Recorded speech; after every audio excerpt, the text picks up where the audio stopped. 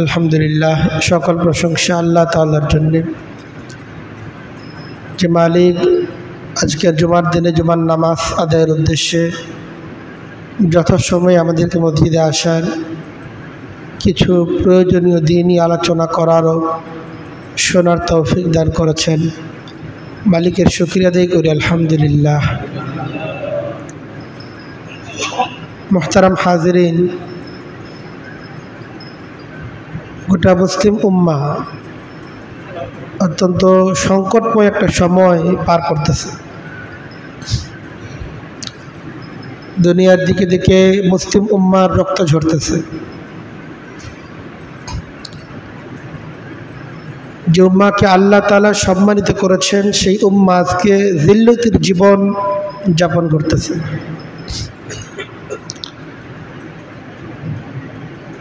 আসলে ইজ্জত দেওয়া এবং বেইজ্জতি করা, ইজ্জত দেওয়ার মালিক কে? আল্লাহ তাআলা। বেইজ্জতি করার মালিক কে? আল্লাহ তাআলা যদি কাউকে ইজ্জত দান করেন, তাকে বেইজ্জতি করার সাধ্য কারো নেই। আর আল্লাহ তাআলা কাউকে যদি লাঞ্ছিত করেন, তাকে ইজ্জত দেওয়ার সাধ্য কারো নেই। আল্লাহ তাআলা পবিত্র কোরআনে কারীমের মাঝে বলেন, মতো ইজ্জু মান তাশা ওয়া তুযিল্লু মান তাশা। দোয়া শিখাইছেন আল্লাহ, যে আল্লাহ তাআলা ইজ্জত দান করেন, ওয়া তুযিল্লু মান তাশা, তিনি যাকে চান জিল্লতির জিন্দেগি দান করেন। বিয়াদিকাল খাইর, কল্যাণের মালিক আল্লাহ তাআলা, অকল্যাণের মালিকও আল্লাহ তাআলা। ইন্নাকা আলা কুল্লি শাইইন কাদির। আল্লাহ তাআলা সব কিছু করতে পারেন। সর্বময় ক্ষমতার অধিকারী একমাত্র কে? আল্লাহ তাআলা। অসীম ক্ষমতার অধিকারী আল্লাহ তাআলা। যদি নিজেদের সামর্থ্যের মাধ্যমে ইজ্জত লাভ করা যেত, সম্মান লাভ করা যেত, প্রায় 200 থেকে 200 কোটি মুসলমান তাদেরকে বেইজ্জতি করতে পারত, এমন সাধ্য কারো ছিল না।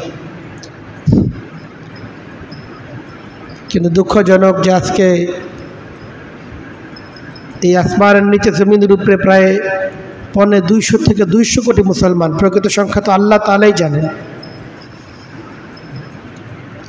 প্রায় 200 কোটি মুসলমান বসবাস করতেছে, কিন্তু মাত্র 1.5 থেকে 2 কোটি ইহুদি। এদের কাছে মুসলমান নাজেহাল হচ্ছে, মুসলমানের রক্ত ঝরতেছে, মুসলমানের ইজ্জত আব্রু নষ্ট হচ্ছে, মুসলমান লাঞ্ছনার জিন্দেগি যাপন করতেছে।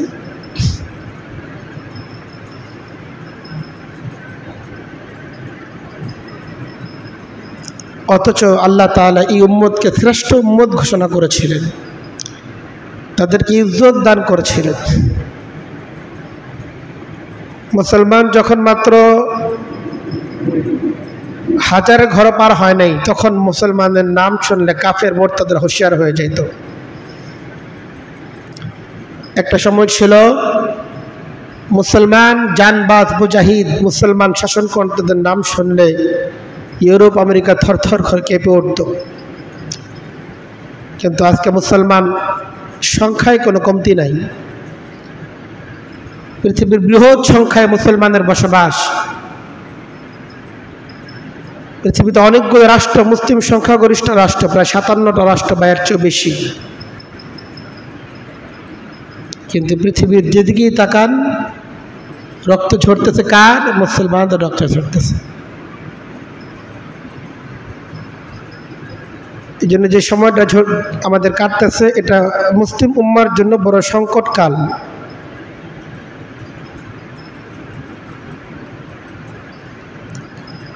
অতীত থেকে আমাদেরকে শিক্ষা নিতে হবে এবং ভবিষ্যতের জন্য প্রত্যয় গ্রহণ করতে হবে। ইতিপূর্বে আল্লাহ তাআলা কোনো জাতিকে সম্মান দান করেছিলেন। এই যে বনি ইসরাইল, এরাও কিন্তু একটা সময় আল্লাহ তাআলার কাছে একসময় সম্মানিত জাতি ছিল। যেই উম্মার থেকে, যে জাতির মধ্যে আল্লাহ তাআলা লক্ষাধিক নবী পাঠিয়েছেন, নবীদের তালিকা দেখেন, বনী ইসরাইলের নবী, এরা সকলেই ছিল ইসরায়েলি বংশোদ্ভূত নবী। ইয়াকুব আলাইহিসসালামের বংশধর ছিলেন, অর্থাৎ ইয়াকুবের নামই তো ইসরাইল, তার বংশধরদেরকে বলা হয় বনী ইসরাইল। এদের মাঝে আল্লাহ তাআলা প্রায় 1 লক্ষ নবী পাঠিয়েছেন। কতটা সম্মান আল্লাহ তাআলা এদেরকে দান করেছিলেন,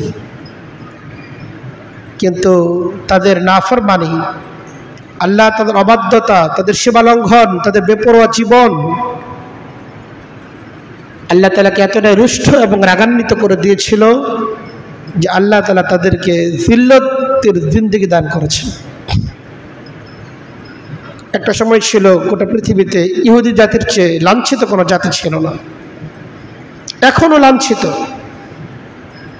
বাহ্যিক বিচারে হয়তো লাঞ্ছিত না, কিন্তু প্রকৃতপক্ষে এখনো তাদের জিন্দেগির মধ্যে লাঞ্ছনাই আছে। সে আলোচনা অনেক দীর্ঘ আলোচনার দিকে টান দিবে। কিন্তু এই যে ইহুদিরা এত সম্মানিত জাতি থেকে একটা লাঞ্ছিত জাতিতে পরিণত হলো, এর কারণ কি ছিল? পবিত্র কোরআনে কারীমের মাঝে আল্লাহ তাআলা সেই ইতিহাসটা উল্লেখ করেছেন যে একটা সম্মানিত জাতি কিভাবে লাঞ্ছিত হয়, কি অপরাধের কারণে লাঞ্ছিত হয়। সেই কথাগুলো আল্লাহ তাআলা আমাদেরকে জানিয়ে দিয়েছেন। কেন? কারণ আল্লাহ রাসূল সাল্লাল্লাহু আলাইহি সাল্লাম বলেছেন, আমার উম্মত এরাও বনী ইসরাইলের যে অপরাধগুলো বনী ইসরাইল করেছিল, আমার উম্মত ঠিক একই অপরাধ করবে। হাতবার নালি বিন নালি, একজোড়া স্যান্ডেল পাশাপাশি রাখলে যেমন একটা সমান্তরাল থাকে, ঠিক একেবারে হুবহু একই রকম অপরাধগুলো আমার উম্মত করবে। উম্মত যদি উম্মত মুহাম্মদী সম্মানিত জাতি অপরাধ যদি তারা একই করে, বনী ইসরাইল যে অপরাধ করেছিল, উম্মত মুহাম্মদ যদি একই অপরাধ করে, বনী ইসরাইলের সাথে আল্লাহ তাআলার যে আচরণ হয়েছিল, এই উম্মতের সাথে তো একই আচরণ হবে। এই জন্য আজকে আমাদের মুসলিম উম্মার উপর যে জিল্লতি নেমে এসেছে, আমাদের ভাবনার প্রয়োজন। কোন কোন অপরাধের কারণে বনী ইসরাইলের উপর জিল্লতি নেমে এসেছিল, সেই অপরাধগুলি কি আমরাও করছি? সে অপরাধ যদি আমরাও করে থাকি, আমাদের ফিরে আসা প্রয়োজন। এবং আল্লাহ তাআলা কিসের উপর আমাদের ইজ্জত দান করেছেন, ইজ্জত আল্লাহ তাআলা কোথায় রেখে দিয়েছেন, সেটার অনুসন্ধান আমাদের করা চাই। আমরা যদি আল্লাহর হুকুম অনুসারে চলতে পারি, ইজ্জতের যে জিন্দেগি আল্লাহ তাআলা আমাদের জন্য রেখে দিয়েছেন সেটার অনুসন্ধান করতে পারি, মুসলিম উম্মাহ সংখ্যায় কত এটা বিবেচনা, মুসলিম উম্মাহকে লাঞ্ছিত করতে পারে এমন কোনো শক্তি নাই।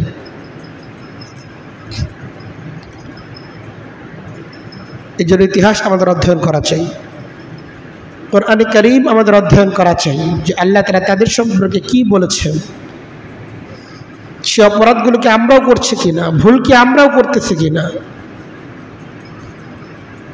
তো দেখা যাবে যে অপরাধ যে সমস্ত বিষয় আল্লাহ তাআলা বলেছেন পবিত্র কোরআনে কারীমের মাঝে, এই অপরাধগুলো মুসলিম উম্মাহ করছে।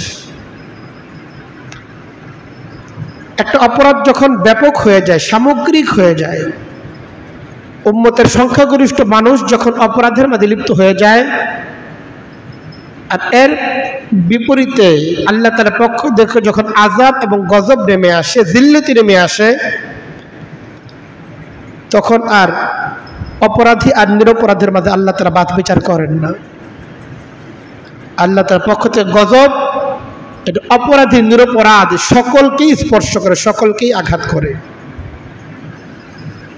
কাজী আজকে ফিলিস্তিন হোক বা হিন্দুস্তানে হোক, মুসলমানের যে রক্ত ঝরতেছে, তাদের কি ভুল বা তাদের পূর্বপুরুষদের কি ভুল, এটা পরের ব্যাপার। গোটা মুসলিম উম্মার অপরাধের কাফারা।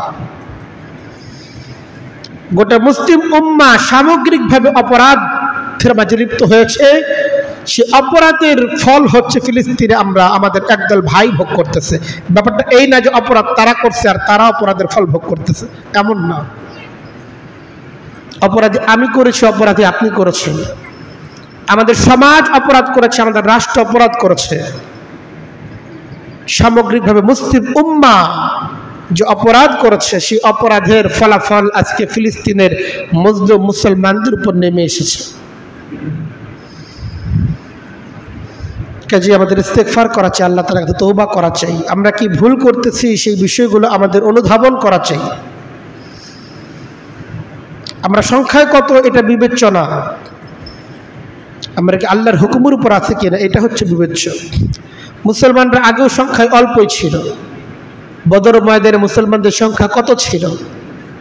মাত্র 313 জন মুসলমান একত্রিত হয়েছিলেন। আল্লাহ তাআলা বলেছেন, ওয়ালাকাদ নাসারাকুমুল্লাহ বিবাদরিন ওয়া আনতুম আদিল্লাহ। তোমরা তো সংখ্যায় খুব অল্পই ছিলে। এই অল্প সংখ্যা তো লাঞ্ছিত হওয়ার জন্য যথেষ্ট, নিশ্চিহ্ন হয়ে যাওয়ার জন্য যথেষ্ট। কিন্তু আল্লাহ তাআলা বদরের ময়দানে তোমাদেরকে সাহায্য করেছিলেন, যার ফলে গোটা দুনিয়ার উপর গর্ব সহকারে তোমরা বুক ফুলিয়ে চলতে পেরেছিলে। এজন্য আমাদের সংখ্যা কত এটা ব্যাপার না। সংখ্যা যদি বিবেচ্য হইতো তাহলে মাত্র 1.5 থেকে 2 কোটি ইহুদি গোটা মুসলিম উম্মার উপর ছুরি ঘোরানোর সাহস পেত না। কিন্তু আমরা আসলে লক্ষ্যচ্যুত হয়ে গিয়েছি। আমরা আমাদের গন্তব্য হারিয়ে ফেলেছি, আমরা আমাদের পরিচয় ভুলে গিয়েছি। আর যে জাতি নিজের পরিচয়কে ভুলে যায়, যে নিজের অস্তিত্বকে ভুলে যায়, যে তার উৎসকে ভুলে যায়, সে লাঞ্ছনার শিকার হবে না তো কে লাঞ্ছনার শিকার হবে? যে তার রবকে ভুলে যায়, যে তার মাওলাকে ভুলে যায়, যে যার চেতনার উৎস মুহাম্মদ রাসূলুল্লাহ সাল্লাল্লাহু আলাইহি ওয়াসাল্লামের আদর্শ এবং চেতনাকে ভুলে যায়, সেই জাতি লাঞ্ছিত হবে না তো কে লাঞ্ছিত হবে? এই জন্য পবিত্র কোরআনে কারীমের মাঝে আল্লাহ তাআলা ইহুদিদের উপর যে লাঞ্ছনা নেমে এসেছিল এর বেশ কয়েকটি কারণ আল্লাহ তাআলা উল্লেখ করেছেন। এবং নবী করিম সাল্লাল্লাহু আলাইহি ওয়াসাল্লাম তার উম্মতকে হুঁশিয়ারি করে দিয়েছেন যে দেখো, তোমাদের মাঝে যখন এই সমস্ত চরিত্র তোমাদের মাঝে চলে আসবে, তোমাদের উপর আল্লাহ তাদের পক্ষ থেকে যে লাঞ্ছনা নেমে আসবে, এই লাঞ্ছনাকে দূর করার সুযোগ তোমাদের থাকবে না। পবিত্র কোরআন কারীমের মাঝে আল্লাহ তাআলা যে সমস্ত অপরাধের কথা উল্লেখ করেছেন, যে সমস্ত অপরাধ হচ্ছে লাঞ্ছনা নেমে আসার কারণ, এর মাঝে সবচেয়ে বড় যে কারণ সেটা হচ্ছে আল্লাহ তাআলার সাথে শিরিক করা। আল্লাহ তাআলার সাথে শিরিক করা। শিরকের অর্থ আমরা বুঝি হলে তাহলে পূজা করা মনে হয়, মুসলমান তো আর পূজা করতেছে না, ব্যাপারটা এমন না। আসলে শিরিক শুধুমাত্র পূজা করার নাম না, দেব দেবতার সামনে গিয়ে সিজদা করার নাম শুধুমাত্র শিরিক না, বরং যে সমস্ত গুণগুলো আল্লাহর জন্য প্রযোজ্য, যে ক্ষমতাগুলো শুধুমাত্র আল্লাহ তাআলার জন্য প্রযোজ্য, এই সমস্ত গুণ এবং ক্ষমতায় অন্য কারো অংশ আছে, অন্য কেউ এই শক্তিগুলো অর্জন করতে পারে, এই ক্ষমতাগুলো সেও প্রয়োগ করতে পারে, এই চিন্তা চেতনা লালন করা এটাও মস্ত বড় শিরিক, এটাও শিরকে আকবার।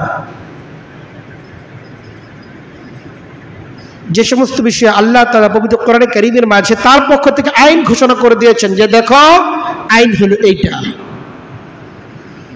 এই সমস্ত ঘোষণার ক্ষেত্রে কাউকে যদি আমরা মনে করি না, এই সমস্ত ঘোষণার ক্ষেত্রে জনগণের প্রতিনিধি যারা তারাও আইন প্রণয়ন করতে পারে, এটা শিরিক।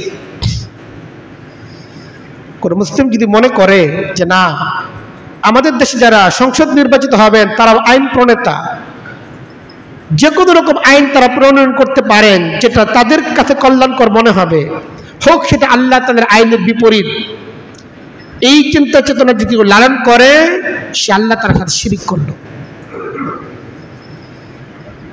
যে সমস্ত ক্ষমতা একমাত্র আল্লাহ তাআলার জন্য, সন্তান দেওয়ার মালিক একমাত্র কে? আল্লাহ তাআলাই একমাত্র মালিক। এখন যদি কোনো দরবারে গিয়ে আমরা ঘুরি আর তাদের কাছে সন্তান চাই, মৃত মানুষ, সে নিজেই তখন আল্লাহ তাআলার রহমতের ভিখারি, তার কাছে আমি ভিক্ষা চাইতেছি, বাবা এটা দেন। বাবার কি ক্ষমতা আছে? ক্ষমতা আছে? কোনো ক্ষমতা নেই। এইসব জিনিস হলো শিরিকের কারণ। ইহুদিরাও শিরিক করেছিল। আল্লাহ তাআলা পবিত্র কোরআনে কারীমের মাঝে তাদের সম্পর্কে বলেন, ইন্নাল্লাযীনা ইত্তাখাযুল ইজলা ইয়ানালুহুম গাযাবুম মির রাব্বিহিম ওয়া যিল্লাতুন ফিল হায়াতিদ দুনিয়া, যে সমস্ত ব্যক্তিরা একটা বাছুরকে তাদের পূজনীয় হিসেবে গ্রহণ করেছিল, তাদের উপর আল্লাহ তাআলার পক্ষ থেকে ক্রোধ এবং গজব নেমে এসেছে। ওয়া দিল্লাতুন ফিল হায়াতিদ দুনিয়া, এবং দুনিয়ার জীবনে তাদের উপর লাঞ্ছনা নেমে এসেছে।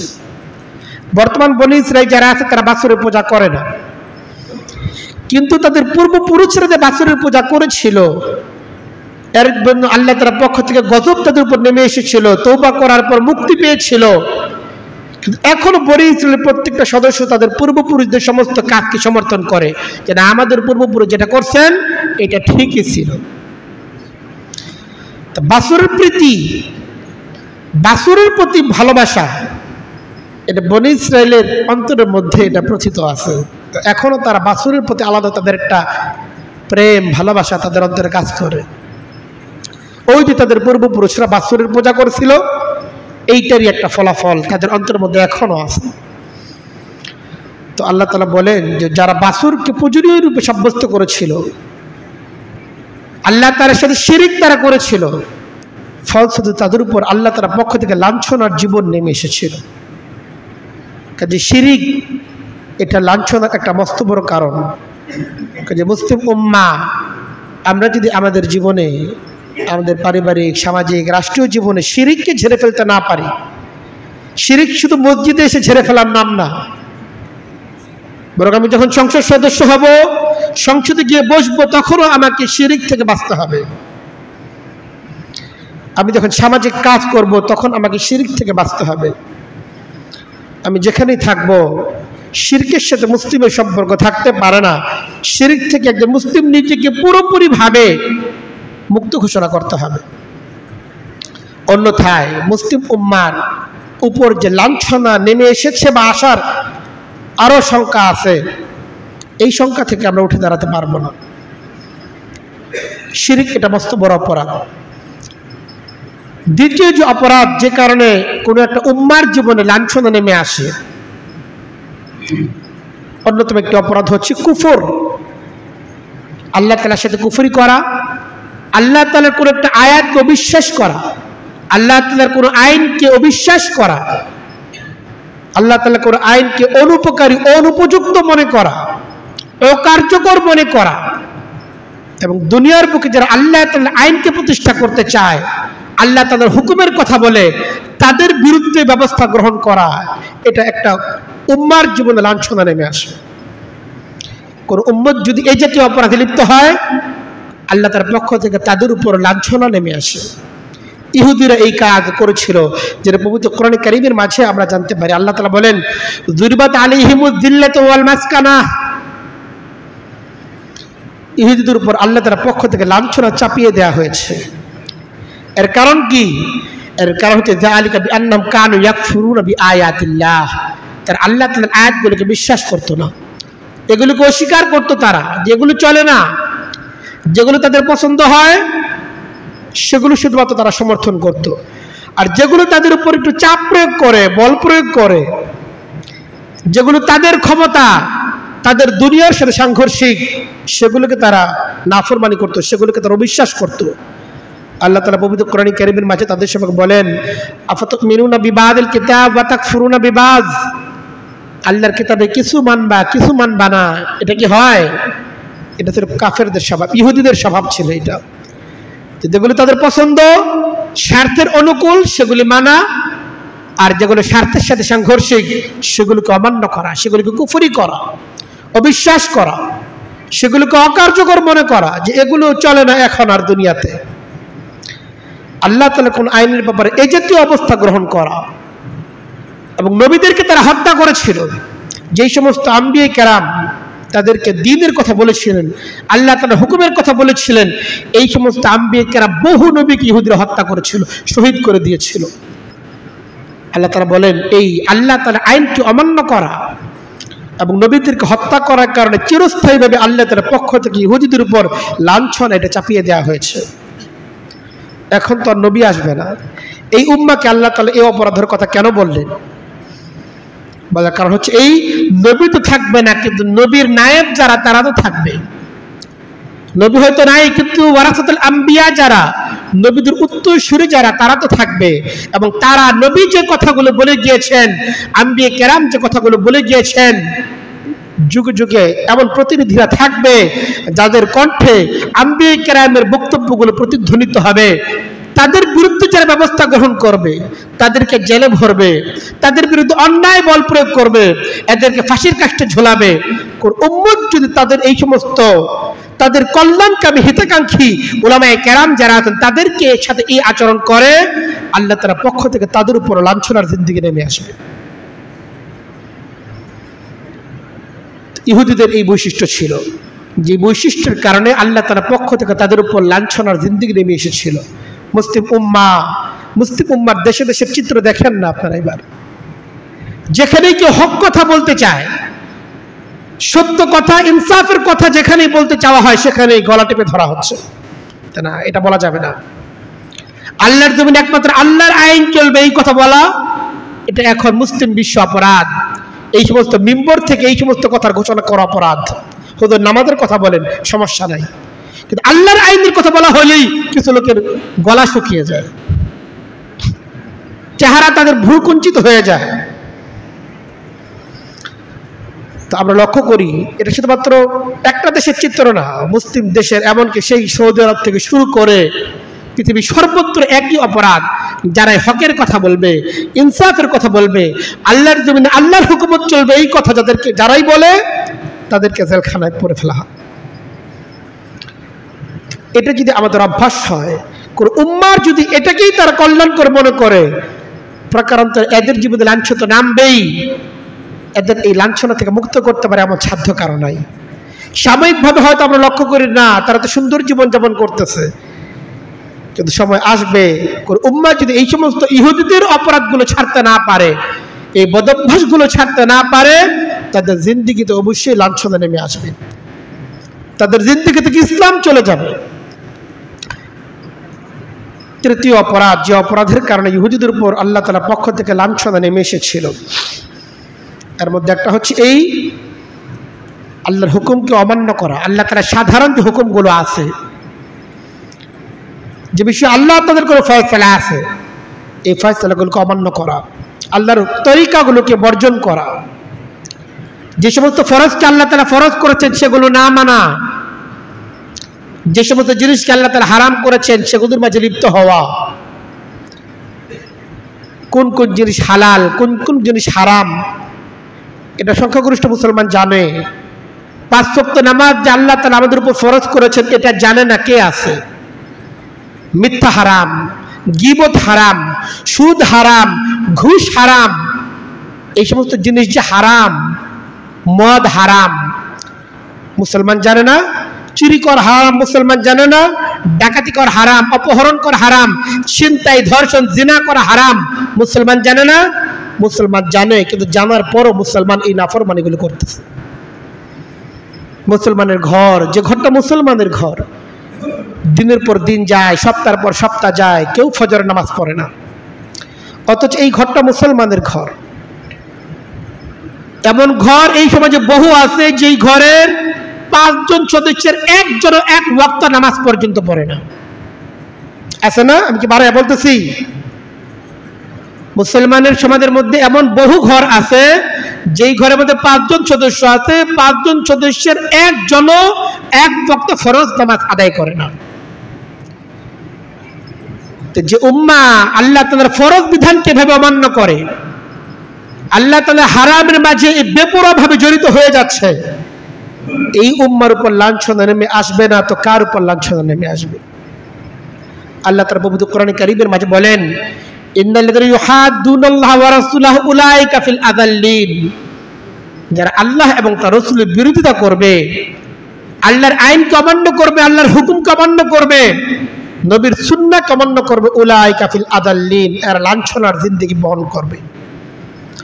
লাঞ্ছনার জিন্দেগি তাদেরকে বরণ করতেই হবে। এটাকে ফিরানোর সাধ্য কারণ নয়। সাময়িকভাবে হয়তো মনে করি ইজ্জতের জিন্দেগি তো বরণ করতেছি, কিন্তু মুসলিম উম্মাহ তার অন্তর যদি ইসলাম থাকে, বাইতুল মুকাদ্দাসের উপর এই হামলা হওয়ার পর মুসলিম উম্মার প্রত্যেকটা সদস্য নিজেকে এখন ইজ্জতের জিন্দেগি যাপন করতেছে, কিভাবে বিশ্বাস করতে পারে? সামান্যতম ঈমান যদি থাকে, লাঞ্ছনার অনুভূতি আসা দরকার ছিল যে আহা বাইতুল মুকাদ্দাসে হামলা হইতেছে, হাজার হাজার ফিলিস্তিনকে শহীদ করা হচ্ছে, সংখ্যা প্রায় লাখ ছুঁয়ে যাচ্ছে, কিন্তু মুসলিম উম্মাহ নির্বিকার, কেউ কিছু করতে পারতেছে না। এটা কি আমাদের জন্য লাঞ্ছনার জিন্দেগি না? নিঃসন্দেহে মুসলিম উম্মার সদস্য হিসেবে আমি লাঞ্ছিত, এবং উম্মার প্রত্যেকটা সদস্য নিঃসন্দেহে লাঞ্ছিত যে তাদের একজন সদস্যকে এভাবে নির্বিচারে হত্যা করা হচ্ছে, নিরপরাধ মানুষকে এভাবে নির্বিচারে হত্যা করা হচ্ছে, কিন্তু কেউ কিছুই করতে পারতেছে। যে সমস্ত কারণে আল্লাহ তাআলার পক্ষ থেকে কোনো উম্মার উপর লাঞ্ছনার জিন্দেগি নেমে আসে, এর মধ্যে একটা অপরাধ হচ্ছে এই নেফাকি। ভিতরে বলতেছে খুব সুন্দর মুখরোচক কথাবার্তা, অন্তরে ঈমান নাই। বলতেছে মুসলিম স্বার্থের কথা, কিন্তু অপরদিকে মুসলিম স্বার্থের সাথে সাংঘর্ষিক কাজগুলো নিজে করতেছি। যারা মুসলমানদের স্বার্থ নিয়ে ছিনিমিনি খেলে, মুসলমানদের উপর আঘাত করে, তাদের সাথে আমি মিত্রতার সন্ধান করতেছি, তাদের সাথে আমি যোগাযোগ করতেছি নিজের স্বার্থে, নিজের দুনিয়ার সাথে, নিজের ক্ষমতার স্বার্থে। কোন উম্মার সদস্যদের মাঝে যখন নেফাকি পেয়ে বসে, গোটা উম্মার উপর তখন লাঞ্ছনার জিন্দেগি নেমে আসে। আপনি ইতিহাস তালাশ করেন, আজকে মুসলমানদের জিন্দেগিতে এই যে লাঞ্ছনা নেমে এসেছে, এর পেছনে উম্মার একটা না একটা প্রজন্মের অবশ্যই এই নেফাকের সম্পর্ক রয়েছে। উম্মার করুণা প্রজন্মের সদস্যরা নেফাকের পথ অবলম্বন করেছিল নিজেদের স্বার্থের জন্য, নিজেদের ক্ষমতার জন্য, যার ফলে পরবর্তী প্রজন্মগুলোকে এই জিল্লতের জিন্দেগি বহন করতে হচ্ছে। দীর্ঘ ইতিহাস, সব ইতিহাস বলার সুযোগ নেই, সব ইতিহাস সবসময় বলা যায়ও না, অনেক জিনিস আমি এড়িয়ে যাচ্ছি। কিন্তু ইতিহাস সম্পর্কে যারা অবগত, কোরআনের মাঝে আল্লাহ তাআলা আলোচনাগুলো করেছেন, এই সম্পর্কে যারা অবগত, তারা বোঝার কথা ইঙ্গিতগুলো, যে নেফাক এটা কিভাবে একটা জাতির কপালে দুর্ভাগ্য টেনে আনে, একটা সম্মানিত জাতিকে কিভাবে অধঃপতনের দিকে নিয়ে যায়। কাফেরদের মাঝে, বনী ইসরায়েলের মাঝে এই বৈশিষ্ট্যগুলো ছিল। দ্বিমুখী, ডাবল স্ট্যান্ডার্ড নীতিমালা তাদের মধ্যে ছিল। সামনে বলতে এক কথা, পিছনে আরেক কথা, মঞ্চে এক কথা, মিম্বরে এক কথা, কিন্তু বাইরে গেলে ভিন্ন কথা। এই নেফাককে যদি ছাড়তে আমরা না পারি, আমাদের দুর্ভাগ্য, আমাদের জীবনে লাঞ্ছনা আছে, এই লাঞ্ছনা সরানোর সাধ্য কারণ নাই। আল্লাহ তাআলা পবিত্র কোরআনে কারীমের মাঝে একটা সূরা নাযিল করেছেন মুনাফিকদের সম্পর্কে, সূরার নাম সূরা মুনাফিকুন। এখানে মুনাফিকরা বলতেছিল, ইয়াকুলুনা লা ইর রাজানা ইলাল মাদিনা লা ইউখরিজান্নাল আযু মিনহাল আযাল। মুনাফিকরা বলতেছিল, আমরা মদিনায় ফিরে যাই, আমরা যারা সম্মানিত, মুনাফিকরা নিজেদের বলতেছে কি, আমরা সম্মানিত, আমরা যারা সম্মানিত আছে, আমাদের মধ্যে যারা লাঞ্ছিত আছে, এদেরকে আমরা মদিনা থেকে বের করে দেব মদিনায় যাওয়ার পরে। আল্লাহ বলেন যে দেখো, এই সম্মান আসলে কার জন্য? তারা নিজেদেরকে সম্মানিত বলতেছে, আর মুসলমানদেরকে বলতেছে লাঞ্ছিত। আল্লাহ তাআলা বলেন আসলে ব্যাপারটা এমন না, ইজ্জত তো আল্লাহ তাআলা রাখছেন আল্লাহ তাআলার জন্য, রসুলের জন্য এবং মুমিনদের জন্য রাখছেন, কিন্তু মুনাফিকরা তাদের এটা বোঝার সাধ্য তাদের নাই। এই জন্য কাফেরদের সাথে বন্ধুত্ব করা মুসলমানদের স্বার্থকে নষ্ট করে, ইসলামের স্বার্থকে নষ্ট করে। সংখ্যাগরিষ্ঠ মুসলমানরা যে বসবাস করতেছে, সে দেশের স্বার্থকে রক্ষা করে কাফেরদের সাথে বন্ধুত্ব করা, এটা কি ঈমানদারের আলামত না নেফাকের আলামত? নিঃসন্দেহে এটা মুনাফিকের আলামত। কাজে মুসলমানদেরকে সতর্ক থাকতে হবে, যারা এমন নেফাকের পথ অবলম্বন করে তাদের ব্যাপারে আগামী দিনগুলোতে সতর্ক হতে হবে। পবিত্র কোরআনে কারীমের মাঝে আল্লাহ তাআলা বলতেছেন, আল্লাযীনা ইয়াত্তাখিযুনাল কাফিরিনা মিন দুনিল মুমিনিন, যারা মুমিনদেরকে বাদ দিয়ে কাফেরদের সাথে বন্ধুত্ব করে, তাদের সাথে মিত্র খোঁজে, ক্ষমতায় যাওয়ার জন্য, ক্ষমতায় টিকে থাকার জন্য, কখনো ইউরোপ, কখনো আমেরিকা, কখনো দিল্লি, কখনো ওয়াশিংটন, বিভিন্ন দরবারে যারা ঘোরাফেরা করে, আল্লাহ বলেন তারা কি আয়াবতাগুনা ইনদাহুমুল ইজ্জাহ, এই সমস্ত লোকরা তাদের কাছে সম্মান তালাশ করে, জেনে রাখো ফাইনাল ইজ্জাতা লিল্লাহি জামিআ, সম্মান দেওয়ার ক্ষমতা একমাত্র আল্লাহ তাআলা। আল্লাহ তাআলা যদি চান দুনিয়ায় সাধ্য কারো নাই আপনার ক্ষমতায় রাখতে পারে, দুনিয়ায় সাধ্য কারো নাই আপনাকে ক্ষমতায় টিকায় রাখতে পারে। কাজে মুসলমানদের সতর্ক হওয়া চাই, নেফাকের পথ যেন আমরা অবলম্বন না করি। যে সমস্ত অপরাধের কারণে কোনো একটা জাতির উপর সামগ্রিকভাবে লাঞ্ছনার জিন্দেগি নেমে আসে, যেটা বর্তমান মুসলিম উম্মাহ আমরা লাঞ্ছনার জিন্দেগি বহন করতেছি গোটা পৃথিবীতে, এর মধ্যে একটা কারণ হচ্ছে অহংকার। কোনো একটা জাতিকে যখন অহংকারে পেয়ে বসে, ইগো পেয়ে বসে, আমার এই কথা বলল, আমি এত সম্পদের অধিকারী, আমাকে এই কথা বলল, আমার দলবল এত বড় সাহস, হুজুর আমার ইঙ্গিত করে কথা বলল। এই যে অহংকার যদি কোনো জাতিকে পেয়ে বসে, কাউকে যদি পেয়ে বসে, কোনো দলকে পেয়ে বসে, এদের পতন অনিবার্য। এদের পতন শুধুমাত্র এদের জন্য ক্ষতির কারণ হয় না, গোটা মুসলিম উম্মার জন্য সেগুলি ক্ষতি বয়ে আনে। আল্লাহ তাআলা নবী করিম সাল্লাল্লাহু আলাইহি ওয়াসাল্লাম হাদিসের মাঝে বলেন, ইউহশারুল মুতাকাব্বিরুনা ইয়াউমাল কিয়ামা আমসালা যুররি ফি সূরাতির রিজাল। দুনিয়াতে তারা অহংকারের দ্বারা পা ফেলতে পারে না, অহংকারে বুক ফুলিয়ে চলে, মাথা যেন আসমান থেকে গেছে।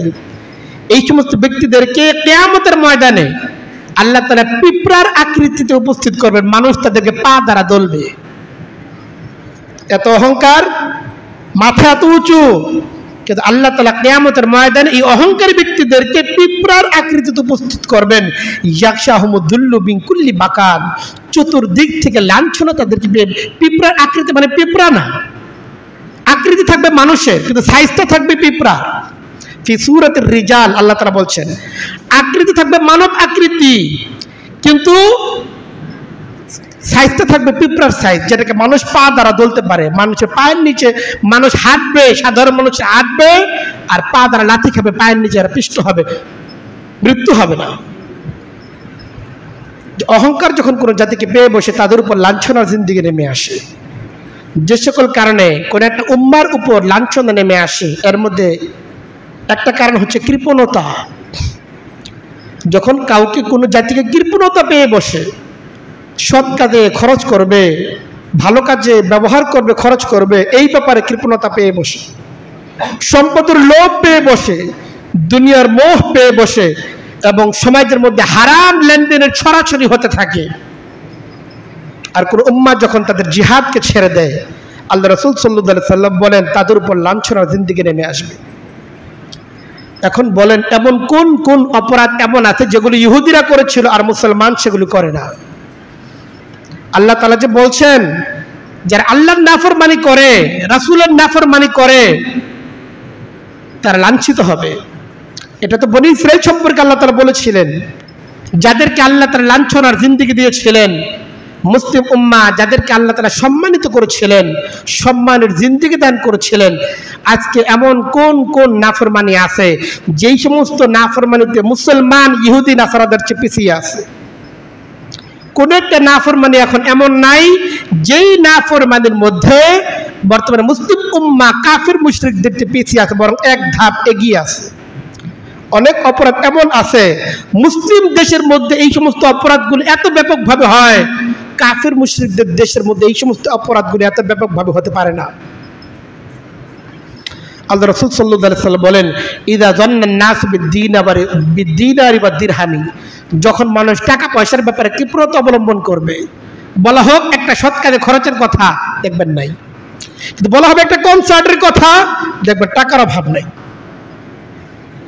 ভালো কাজের কথা বলেন, দাতা নাই, কিন্তু বলা হবে এখানে একটা খেলার আয়োজন করা হবে, যে খেলাটা হয়তো অন্যায়ের সাথে সম্পর্কিত, দেখবেন যে না সমাজের বিভিন্ন স্তরের লোকরা এখানে টাকা দিতেছে।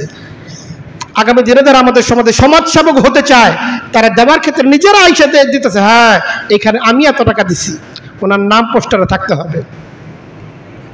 অন্যায় কাজে খরচের মধ্যে আগায়, কিন্তু সৎ কাজে খরচ এই সময় দেখবেন দেওয়ার কেউ নেই। এটা অন্যদের ব্যাপারে বলতেছি না, এটা আমার নিজের ব্যাপারে বলতেছি। কৃপণ তো আমরাই কৃপণ, আমি কৃপণ। তো নবী করিম সাল্লাল্লাহু আলাইহি সাল্লাম বলেন, ইযা যান্নান নাস বিদ্দিনারি ওয়া দিরহামি, যখন মানুষ টাকা পয়সার ব্যাপারে কৃপণতা অবলম্বন করবে, ওয়া তাবায়াহু বিল আইনা, এবং হারাম যে লেনদেনগুলো আছে, যে সমস্ত লেনদেনের সুরতকে আল্লাহ তাআলা হারাম করেছেন, মানুষ তখন মানে তারা যে লেনদেন করবে এর মধ্যে হারাম কোনো স্রোত হইতে পারে এটা যেন মনেই হয় না। যে কোনো লেনদেন তারা নিজেদের সম্মতিক্রমে করতেছে, এখানে হালাল হারামের বাদ বিচার যে করতে হবে মুসলমানদের মধ্যে অনুভূতি নাই। আমাদের সমাজের লেনদেনে শতকরা 90% লেনদেন হারাম হচ্ছে। সংখ্যাটা আমি কমই বললাম, বাস্তবতা এর চেয়েও বেশি। সমাজের যে লেনদেনগুলো হচ্ছে, টাকা পয়সার কেন্দ্রিক যে লেনদেনগুলো হয়, ব্যবসা বাণিজ্য কেন্দ্রিক যে লেনদেনগুলো হয় এবং এর মধ্যে যে শর্তগুলো জুড়ে দেওয়া হয়, ইসলাম এই সমস্ত শর্তকে সমর্থন করে না। সুদ, এটার যে ব্যাপকতা এটা তো আর বুঝায় বলার দরকার নাই। সুদের সাথে কোনো না কোনোভাবে জড়িত না এমন লোকের সংখ্যা এই সমাজে খুবই বিরল, শতকরা 1% পাওয়া যাবে না। কোনো না কোনোভাবে সুদের সাথে জড়িতই আছে। আল্লাহ রাসূল সাল্লাল্লাহু আলাইহি ওয়াসাল্লাম এই কথাই বলে গিয়েছেন, লেনদেনের ক্ষেত্রে যখন হারামের ব্যাপকতা লাভ করবে, তাবায়াউ বিল আইনা বাই'আ আইনা, এটা হারামের একটা সূরত। এই সমস্ত লেনদেন যখন ব্যাপক আকার ধারণ করবে, ওয়া তাবিউ আযরাবাল বাকারি, আর তোমরা গরুর শিংয়ের পিছনে দৌড়াবে, ছুটে চলবে। গরুর শিং মানে কি? মানে হল এই মদিনাবাসী যারা ছিলেন তারা তো চাষাবাদ করতেন, তাদের বেশিরভাগের পেশা ছিল কৃষি পেশা। আর কৃষি পেশায় হাল চাষ ইত্যাদির জন্য গরু বাছুরের তো প্রয়োজন হইতো। তো নবী করিম সাল্লাল্লাহু আলাইহি ওয়াসাল্লাম বললেন, যখন তোমরা আখিরাতকে বাদ দিয়ে এই দুনিয়ার তোমাদের যে পেশাগত জীবন আছে এইটাকে নিয়ে তোমরা পড়ে থাকবে, এইটাকে তোমরা প্রাধান্য দিবে, আখিরাতকে বর্জন করবে। ওয়া তারাকুল জিহাদ, আর জিহাদকে তোমরা বর্জন করবে। যখন তোমরা জিহাদকে বর্জন করবে, সাল্লাল্লাহু আলাইকুম যুল্লান, আল্লাহ তাআলা এমন লাঞ্ছনা তোমাদের উপর চাপিয়ে দিবেন, এই লাঞ্ছনা ততক্ষণ পর্যন্ত তোমাদের থেকে দূর হবে না, হাত্তা ইউরাজিউ ইলা দীনিহিম, যতক্ষণ পর্যন্ত মুসলমান তাদের দ্বীনের যে পূর্ণাঙ্গ ব্যবস্থা যেটা আল্লাহ তাআলা নবীর মাধ্যমে জানিয়েছেন এটার দিকে না ফিরবে। জিহাদ তো এখন এমন এক জিনিস যেটা শব্দ উচ্চারণ করাও অনেকে অপরাধ মনে করে। এটা শব্দ শুনলে অনেকের পিলে চমকে ওঠে যে কি বলে ফেললো। এটার পিছনে আসলে সমাজের বিভিন্ন শ্রেণীর দায় রয়েছে। দেখেন, জিহাদ আল্লাহ তাআলার হুকুম, আল্লাহ তাআলা ইনসাফ এবং ন্যায়কে প্রতিষ্ঠা করার জন্য জিহাদ দিয়েছেন। কিন্তু আমাদের সমাজের এক শ্রেণীর যাদের আবেগ আছে কিন্তু বুঝ নাই দ্বীনের, আমাদের সমাজের একটা শ্রেণী যাদের দ্বীনের ব্যাপারে আবেগ আছে কিন্তু দ্বীনের সঠিক জ্ঞান নেই, এই সমস্ত ব্যক্তিরা নিজেরা মনে করছে আমরা জিহাদ করব। কিন্তু এই ব্যাপারে আমাদের দেশের শীর্ষস্তরের উলামায়ে কেরাম যারা আছেন, দ্বীনকে যারা লালন করেন, দ্বীনকে যারা কায়েম করতে চান, তাদের যে নীতিমালা আছে সেই নীতিমালা থেকে সরে গিয়ে নিজেদের মতো করে জিহাদকে তারা সমাজের সামনে উপস্থাপন করতে গিয়েছেন, যার ফলে জিহাদের যে সঠিক রূপ এবং জিহাদের যে সৌন্দর্য সেটা মানুষ অনেকাংশ অনুভব না করে জিহাদটাকে মানুষ একটা ভিন্নভাবে মানুষের সামনে চিত্রায়ন করা হয়েছে। এটার জন্য দায় হচ্ছে এক অবিবেচক যারা দ্বীন সম্পর্কে যাদের পূর্ণাঙ্গ জ্ঞান নেই, দ্বীনের গভীরতা নেই, নিজের মতো করে শরীয়তের হুকুমকে বাস্তবায়ন করতে চান। দেখেন, নামাজ তো আল্লাহর হুকুম, কিন্তু এইটা নামাজ তখন হবে যখন আমরা নবী করিম সাল্লাল্লাহু আলাইহি ওয়াসাল্লামের তরিকা অনুসারে করব। তো জিহাদ আল্লাহর হুকুম, এটা আল্লাহর হুকুম তখন হবে যখন এটাকে আমরা নবী করিম সাল্লাল্লাহু আলাইহি ওয়াসাল্লামের তরিকা অনুসারে করব। নামাজ যেমন নিজের মন মতো করলে হবে না, ঠিক এমনি ভাবে জিহাদ যদি আমরা নিজের মন মতো করে এটাকে বাস্তবায়ন করতে চাই সেটারও কিন্তু ফলাফল আসবে না, বরং এটা হিতে বিপরীত হবে। আর আরেকটা বিষয় হচ্ছে এই, তো জিহাদটাকে কিছু কিছু ব্যক্তিদের কারণে কিছুটা কালারিং হয়েছে। আর ইউরোপ আমেরিকা পন্থী আমাদের যে মিডিয়া আছে এরা জিহাদটাকে এমনভাবেই কালারিং করছে, আমাদের সমাজ এবং রাষ্ট্রের একটা অংশের কাছে জিহাদ এমনভাবে কালারিং হয়েছে যে এখন হালত এমন যে সমাজের যারা জ্ঞানী গুণী তারাও তো জিহাদের ব্যাপারে বলবে, মসজিদের মিম্বর থেকে জিহাদের শব্দ উচ্চারণ হবে, জিহাদের সৌন্দর্য ফুটিয়ে তুলবে, এই সাহস তারাও করতে পারেন না। কারণ জিহাদের শব্দ বললেই একটা ভয় ভীতি কিদারি হয়ে যায়, কোন দিক থেকে কিদারি হয়ে যায়। অবশ্যই মুসলিম উম্মার দায়ী যারা আছে, উলামায়ে কেরাম যারা আছে, তাদেরকে অত্যন্ত সৎ সাহস নিয়ে সত্য কথাগুলো উচ্চারণ করতে হবে, সঠিকভাবে উচ্চারণ করতে হবে। সত্য কথা যদি আমরা সঠিকভাবে উচ্চারণ করি ইনশাল্লাহ আমাদের কোনো ক্ষতি হবে না, আমরা এই বিশ্বাস রাখি। এই জন্য যে বিষয়গুলো বলা হলো, একটা উম্মার উপর কখন লাঞ্ছনা নেমে আসে, কি কি অপরাধের কারণে লাঞ্ছনা নেমে আসে, এবার আমরা আমাদের উম্মার দিকে তাকাই, মুসলিম উম্মার দিকে তাকাই। মুসলিম উম্মা সামগ্রিকভাবে যে কাজগুলো করতে বলা হয়েছে সেই কাজগুলো বর্জন করেছে, আর যে কাজগুলো করতে নিষেধ করা হয়েছে সেই কাজগুলো মুসলিম উম্মাহ করছে। আর এর ফলশ্রুতিতেই মুসলিম উম্মার উপর আল্লাহ তাআলার পক্ষ থেকে লাঞ্ছনার জিন্দেগি নেমে এসেছে। আমরা যতই কথা বলি না কেন, যত মিটিং মিছিল করি না কেন, যতক্ষণ পর্যন্ত ইহুদি নাসারার কালচার, তাদের স্বভাব চরিত্র, তাদের যে কৃষ্টি কালচার এবং তাদের যে স্বভাব চরিত্র এবং তাদের ব্যাপারে আল্লাহ তাআলা যে নাফরমানিগুলোর কথা বলেছেন সেগুলো আমরা আমাদের জীবন থেকে ঝেড়ে ফেলতে না পারি, আমাদের জিন্দেগি থেকে লাঞ্ছনা দূর হবে না। আল্লাহ তাআলা আমাদেরকে তৌফিক দান করেন। আমরা যে ভুল বুঝুর মধ্যে এখনো আছি, এই অনেকে এখন যারা শেষে আসতে বুঝতে পারতেছেন না ওদের লাঞ্ছনার কথা কেন বললো। দেখেন, ফিলিস্তিনের উপর যে জুলুম অত্যাচার, এটা তাদের অপরাধের কারণে না, এটার অপরাধের দায় গোটা মুসলিম উম্মার অপরাধ। গোটা মুসলিম উম্মার অপরাধের কারণে মুসলিম উম্মার একদল সদস্য তারা লাঞ্ছনার জিন্দেগি বহন করতেছে। এই লাঞ্ছনা শুধু তাদের লাঞ্ছনা না, এই লাঞ্ছনা আমার আপনার আমাদের সকলের লাঞ্ছনা। কাজে আমরা যেন অপরাধ থেকে ফিরে আসি, আল্লাহর হুকুমের দিকে ফিরে আসি, নবীর তরিকার দিকে ফিরে আসি। সামগ্রিকভাবে মুসলিম উম্মা যদি তাদের ভুলগুলোকে সংশোধন করে নেয়, আল্লাহ এবং তার রাসূলের হুকুমের দিকে অগ্রসর হয়, ধাবিত হয়, মুসলিম উম্মাকে লাঞ্ছিত করতে পারে পৃথিবীতে এমন কোনো শক্তি নাই। আল্লাহ তাআলা আমাদেরকে কথাগুলো বোঝার এবং আমল করার তৌফিক দান করেন। ওয়া আখিরু দাওয়ানা আলহামদুলিল্লাহি রাব্বিল আলামিন।